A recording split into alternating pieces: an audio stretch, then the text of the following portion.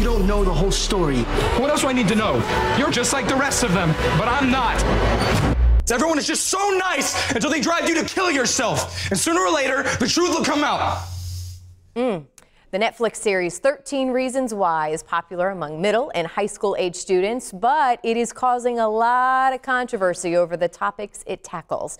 Joining me today is April Lott from Directions for Living on how parents can talk and answer questions with their kids. Good morning. Good morning. As soon as I heard about this Netflix series, I wanted to know your thoughts right away. Immediately thought of you. And I think it's interesting that as soon as you found out about this show, you said, you know what?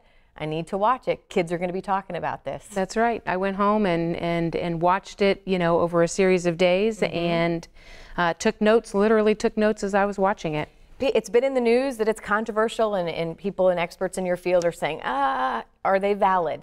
Did it bring you concern? It does bring me concern. You know, there's both positive and negative to this series. There's a lot of positive that we can take away from the series, and I hope that those elements don't get overshadowed by the uncomfortableness of some of these very difficult topics that are being talked about. I started watching the series last night. I only got through the first one and to make sure I watched a little bit of it. But you let me know, and I want to make sure parents, if your kids have not, your families have not watched it yet, I think it's very important to bring up that there is some very graphic scenes in this series, which is part of the concern that you have. Yes, and I'm sure it's a part of the concern that a lot of people have that are speaking out. But there are some very graphic scenes around sexual battery and domestic violence, even between adolescents, and then of course the topic of suicide. And so parents need to know about that if they are allowing their children to watch it unsupervised.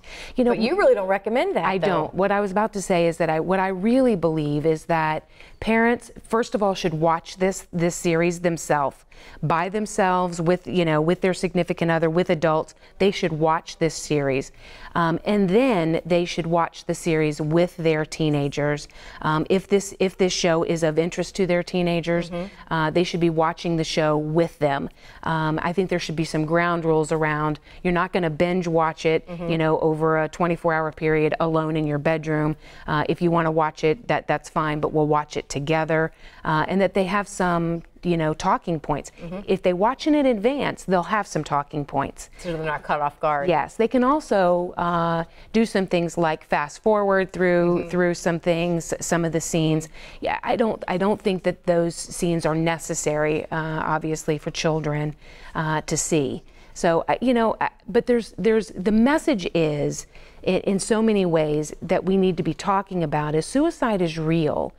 It is real among our adolescents, and in fact, it's a growing concern. It's currently, you know, the second leading cause of death for our teenagers here in Florida. And you know, the point that I always like to make is that for every suicide, there's 25 attempts. There's 25 children who are attempting. So it's a topic that we need to be talking about.